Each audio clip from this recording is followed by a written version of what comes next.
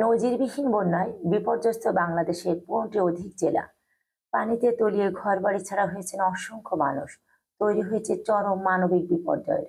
এর বিপরীতে বন্যার্থীদের সহায়তায় এগিয়ে এসেছে সারা দেশের মানুষ।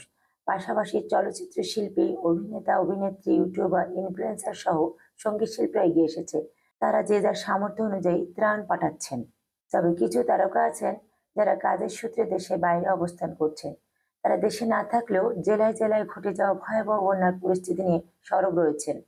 এর মধ্যে অনেকে ত্রাণ পাঠাতে চেয়েও পারেননি। তাদের মধ্যে রয়েছেন ঢাকার চিত্রনায়ক অনন্ত জলিল ও চিত্রনায়িকা বর্ষা। ব্যবসায়িক কাজে প্রায়ই দেশের বাইরে থাকেন তারা। এমন অবস্থায় সামাজিক মাধ্যমে বন্যার্থীদের জন্য সহযোগিতার আশ্বাস দিলেন এই তারকা যুগল। এদিকে রোববার সচিবালয় ঘেরাও করে আনসার বাহিনীর আন্দোলনের ঘটনায় তীব্র নিন্দা জানান অনন্ত জলিল। তিনি বলেন, দেশে ফিরেই বন্যার্থীদের ত্রাণ বিতরণ করবেন তিনি। সোমবার সকালে এক ফেসবুক পোস্টে অনন্ত জলিল লেখেন, যেখানে বন্যার কবলে পড়ে অসহায় মানুষেরা ক্ষুধার্ত ও ঘরবাড়ি ছাড়া এবং তাদের সমস্ত কিছুই ভেসে যাচ্ছে, আর তখন আমরা তাদের পাশে না দাঁড়িয়ে আন্দোলন করে আমাদের দাবি আদায়ের চেষ্টা করছি, এটা কোনো বিবেকবান মানুষের কাছে গ্রহণযোগ্য নয়।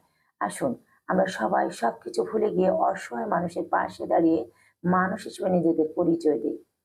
অসহায় মানুষদের সাহায্যকারীকে আল্লাহ পছন্দ করেন। অনন্ত জলিল আরো বলেন, আমি আমার ব্যবসার কাজে এখন দেশের বাইরে অবস্থান করছি। ইনশাআল্লাহ দেশে ফিরে আমি আমার কোম্পানির পক্ষ থেকে রেস্কিউ টিম সহ ত্রাণের ব্যবস্থা করব। অন্যদিকে অনন্ত জলিলের স্ত্রী বর্ষা সামাজিক মাধ্যমে লেখেন, একা করলে সেটি ছোট কিছু, অনেকে একসঙ্গে করলে সেটি অনেক বেশি কিছু।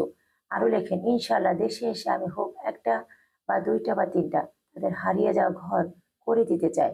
FS media 24।